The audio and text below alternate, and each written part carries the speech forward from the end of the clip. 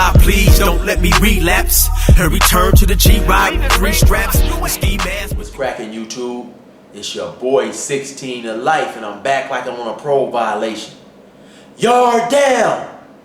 Yeah, we getting ready to hop into part 7 of coming home from a life sentence. My fork, or the hammer too, but I use the fork, poke holes in it, tenderize it, you know, and season it real good, and it's decent. But yeah, I gotta go well done. I can't go have no blood and stuff dripping on my steak. What? Yeah, gotta go well done. Man, y'all gotta tell them in the comments how important it is to have that little bit of like blood in the middle, that juiciness. Yeah, I can't do it. Oh, what? Come on, bro. Say it ain't so. Yeah. Shit. What are some other things you like enjoy eating?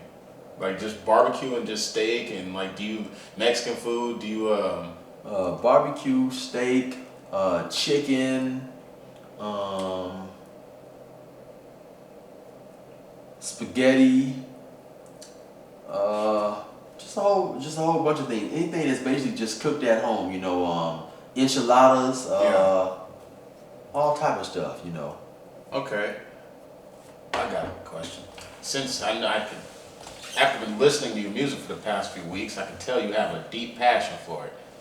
Who are people that what's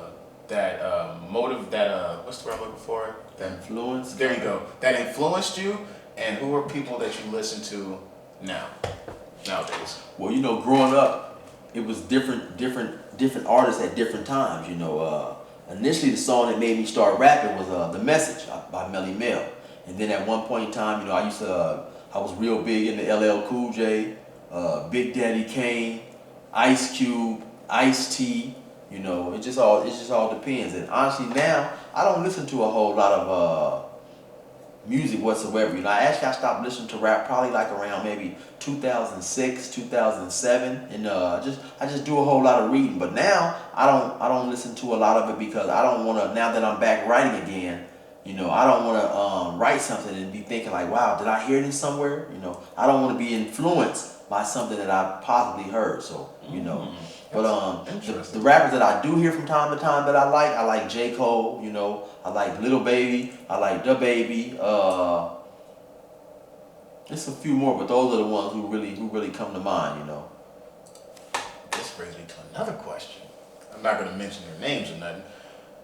Certain rappers, for some odd, strange reason, they decide to get involved with street politics. What's your take on that? And you kind of get the gist of what I'm talking about, but like, yeah. Well, I don't necessarily believe just because a dude is a rapper that automatically makes him a street person. You know what I'm saying? If the dude is not rapping about being in the streets, I don't think we should automatically throw that label on him and say, for instance, he get caught up in some trouble, and we're expecting him to act like, you know, a dude who's proclaimed to be a gangster rapper. So, you know, it just all depends. Yeah, I guess that's a good way to look at it. Do you watch movies? You like watching movies? You started getting into movies? I've never been a big movie fan, and I think because I'm hyper and I don't have a lot of time, a lot of patience to sit down. So the whole time I was incarcerated, 24 years, I would probably say that I didn't watch no more than 10 or 15 movies in its entirety. You know, and one of those movies, one of my favorite movies is The Town. I happened to watch that because we was on lockdown, you know, and so that ended up being one of my favorite movies. But yeah, I'm not really a big movie person, just for the fact I don't have a lot of patience to sit there. So if the movie's slow, you know, you're out of there. Right. So I can damn near name the movies that I watched. I probably watched you know, The Nutty Professor. That was extremely funny to me. The Nutty Professor, you know, that was, you know, because I'm a half-ass comedian myself, and I think that, you know, so anything that can make me laugh is really funny, you know. But The Nutty Professor, The Town, a few, when Jamie Foxx played Ray Charles, you know, I watched a few movies, but not a whole lot. You know, I can almost name them on my hand. Oh man. Damn, that's crazy. What you like reading? You mentioned that quite a few Right. times. And since I've been out, I haven't done a whole lot of reading either. I need to get back into that. You know, I'm just consumed with watching YouTube. You know, I just watch a whole lot of stuff on YouTube. That's pretty much all I do. You know. Same here. I ain't gonna lie. Watching actual TV does not excite me. Like, I'd rather watch YouTube. And my reason being for that is I'd rather support the individual people that are creating stuff versus these big companies that's doing the same shit they've been doing. You know, I'd rather watch something new. Right. Well, I watch it just because, you know, like I said, I've been incarcerated for so long. There was so many things that I wanted to see, you know, and I jotted down a whole bunch of these things. And of course, you know, when you view something, it'll take you to something that's similar, and it's just you know, a plethora of things on YouTube that I just get a big kick out of checking out. You should get a kick out of it. That's a real knee slapper, player. What are some books that you read that you just love that you could recommend to me, to people watching, like, you know? Well, once again, I'm not one of them dudes that read for, you know, I don't like read the Art of War by Sun Tzu and Rich Dad, Poor Dad. I read for entertainment. But one of my favorite books is a book called Makes Me Wanna Holler by Nathan McCall. You know, and it was a book about, basically he grew up in Virginia, and pretty much they weren't Crips and Bloods, but he still pretty much grew up gangbanging. And then ended up going to jail and then getting out and getting a job at one of them prestigious newspapers. So that was an extremely good book. Another book that I read was real good. It's called No Disrespect. And it's a non-fiction book by Sister Soldier. It's not the coldest winter ever. The name of the book is No Disrespect. And that's a lot of the books that I love to read. I love to read autobiographies. I love to read history-related books. You know, I love to read books talking about the Native Americans. So those are some of my favorite books right there. You know, and there's just stuff like that. I done read, man, literally hundreds and hundreds and hundreds of books. And now I wish that I had wrote down all the names of the books that I read. You know, so I could just remember them and read them again and stuff. But yeah, so you know, I love to do a lot of reading. Hundreds and hundreds. Hundreds and hundreds and hundreds. If a book was interesting, I could probably read a book, probably in a 400 or 500 page book, probably in about 4 or 5 hours. You know, maybe 5 hours. You know, at 11 o'clock when we'd have to lock up. You know, I'd read the book maybe about by 3 or 4 in the morning. I'd be finished with the book. If someone interrupted you reading, would that like upset you? No, you know, it doesn't bother me, and the book as always seems like it's much better than a movie because you can get more detail with a book. You know, like I remember a book I seen that I read was Shawshank Redemption, and the book, and I seen the movie too. That was one of the movies that I seen, which was good, but the book was way better than the movie, and I didn't know that book is by the guy out of Maine. What's the guy's name? the white guy with Mark the glasses. Twain or something? No, he's Edgar Allan Poe. No, he's waiting. No, for this it. guy's still alive. I forget his name right now, but he's out of Maine. He writes a lot of books. But when I read the book, I was surprised to realize he was the author of the book. Maybe his name would pop up to me and I'll call it out. Yeah. Damn. Yeah, I can't think about that. But on a serious note, would you write a book? You know what? A lot of people have been suggesting that I write a book, and it's something I'm really starting to give a lot of thought to, and I probably will. I probably will get around to doing it. You know. Yeah, man. I mean, like I said, I'm sure.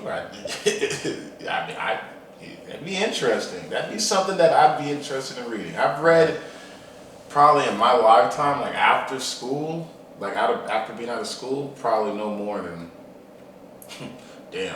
5 books. And each book had a specific purpose as to why I was reading it.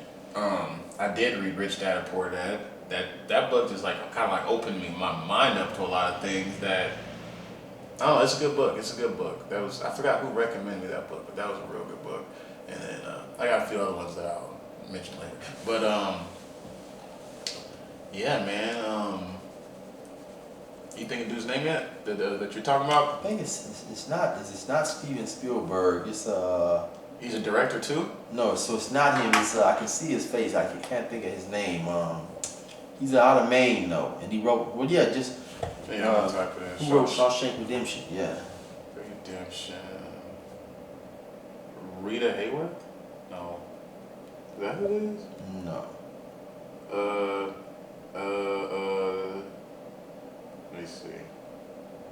What is that about even? I've always heard. I've never seen Shawshank Redemption. Mm-hmm. It's about a man going to prison and who's Stephen King. Stephen King, yeah. Stephen Oh, King. yeah. Right. Yeah. He's out of Maine. Oh, okay. Right.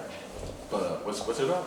It's about a man who's falsely accused of murdering his wife, and he goes to prison, and he stays in prison for a long time. I don't want to spoil it for you, but he ends up getting out. But it's an extremely good movie. Yeah, I'm gonna check that out. Maybe it's on Netflix or something. Do you watch a lot of Netflix since you're out? Oh, you said you don't watch the movies. No, Just YouTube. Right, just a lot of YouTube. Do you have any like particular things that you just like love watching on YouTube? Like whether it's funny videos or I just like to watch a lot of things related to the streets. Like I say, things about Chicago, things about LA. The gang life. I like to watch documentaries, history documentaries about World War.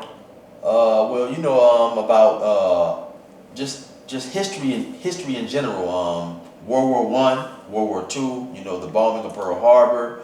A lot of things. I like a lot of things, man. Old boxing matches that I didn't get to see.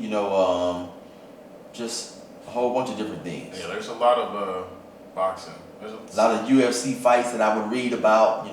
Are you big in UFC? I love UFC actually. I love UFC. Yeah, UFC has overtook, because I used to love boxing, but now to me it's so many different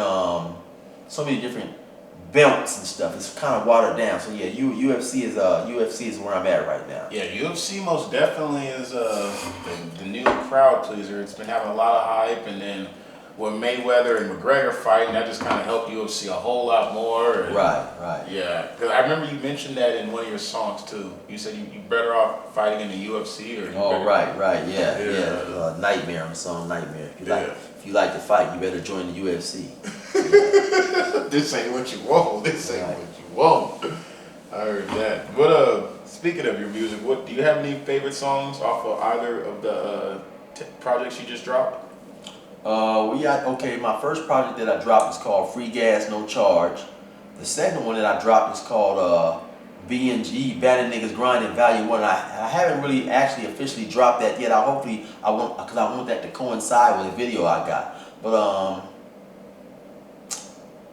you know what? Actually, my favorite song is always most of the time it's always the last one that I wrote. And those did you write any of those before you got out, or you wrote all those when you got out, or? Well, the majority of the songs off the Free Gas No Charge is I wrote before I got out. Some of those lyrics on there is actually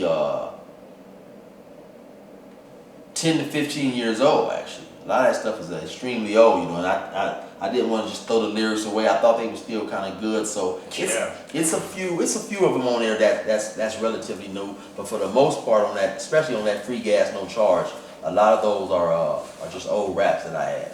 Are you actively recording new music, or are you just recording stuff that you've already written, or you? Oh, now I'm actively recording new music. Okay. I didn't know how I was going to do it, but my plan was to develop some type of following, and that's why I chose to do the mixtape thing, because I didn't want to, by me being older, of course, I know people will be less likely to even try to listen to my music, on top of the fact that it's literally, a billion people trying to rap nowadays. So, I didn't want to go spend money on an original beat and the song just fall by the wayside by not being visible. But now that I've developed a type of following, I'm definitely supposed to come with the original music. Actually, I should be dropping an original song pretty soon, whenever me and you can get that video knocked out. Most definitely, man. That's gonna be a beautiful situation right there. Y'all stay tuned for that. I'm trying to think what else y'all want to hear, since I'm here with the GOAT himself. Your music, it's very, when I listen to your music, you could tell that you're a person that reads, because the same way with your stories, like the structure and like how you set up the bars be so on point. How long does it take, or would, if you were to sit here right now, we had a beat playing, how long would it take for you to write a 16 that would make you happy?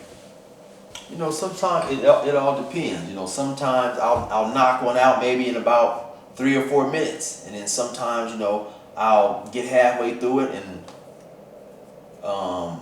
can't come up with nothing that makes me happy, and I'll just put it down and come back to it tomorrow. Because a lot of times before I even write a rap, I have a vision in my head of how I want the song to go. You know what I'm saying? And so, and a lot of times to me the most important part is how you start off. You know, and sometimes, like I say, sometimes the words come to me like that. Then and actually it all depends on the beat. You know, like, okay, I don't know if you, everybody out. And I suggest to everybody, go out there and get that free gas, no charge, man. I'm telling you, the Facts. It's definitely Facts. it's definitely hard. You know, a lot of cats be talking about, hey man, we don't have CD players and all that shit no more. Well, you definitely need to go run you down one, because it's definitely a hard CD. Facts. I'm not playing. But I said that to say, you know, to me, the beat dictates what I rap about, and also the beat dictates how I rap about. How I rap. Now it's a song on that. It's a song on that Free Gas No Charges. It's called Everybody Wants Some Cali. And I have a video too. It's called Everybody Wants Some, or Everybody Wants Some Cali. Either or, one of the two. But we're out in the park. And you know, to me that beat was basically, it wasn't nothing that you get all fancy on and you try to be all lyrical, because the beat itself was like a party song. Yeah, man. So my flow, I just tried to keep my flow just basic, you know. And that rap right there took me probably about 2 minutes to write. 2-3 minutes, because it's just so easy. It's just, you know, you want the lyrics on that simplistic, because it's the beat that's making the song, in my opinion. Yeah, it's kind of like what one of my buddies pointed this out to me. He's like, with rock songs, it's like people rock out and they vibe more to the beat, versus with hip hop, it's more of the lyrics. And that's exactly the vibe that you get from the song that you're talking about. When you listen to it, you just think of that Cali West Coast, that summertime in the LBC, like that vibe, that just chill, where you could just have your family at the park and your loved ones and your barbecuing, and you know, you got your drunk uncles over there, and it's just like, it's a vibe, like the epitome of a summer vibe. Right. You know what I mean? For California. Facts. And then of course, then you have other songs that to me demand a little bit more lyrical prowess. So it just, like I say, it just depends on the beat, you know. Yeah, most definitely. What else you want to tell the people? You know, eventually, okay, I want y'all to go check out my webpage. It's 16thelife.com, and I'm gonna have I got my merchandise on there. You know, a lot of people have been getting at me about, hey man, we want some merch.